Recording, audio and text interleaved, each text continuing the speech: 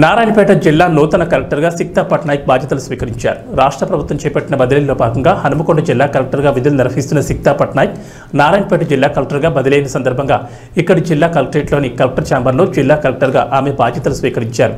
నూతన కలెక్టర్గా బాధ్యతలు స్వీకరించిన జిల్లా కలెక్టర్ను జిల్లా రెవెన్యూ అదనపు collector Ashok Kumar, collectorate AO Narasingarao, DPRO MA Rasheed, collectorate వివిధ సెక్షన్ల పర్యవేక్షకులు, సిబ్బంది, అధికారులు మర్యాదపూర్వకంగా కలిసి పుష్పగుచ్చాలు అందించి శుభాకాంక్షలు తెలిపి స్వాగతం పలికారు.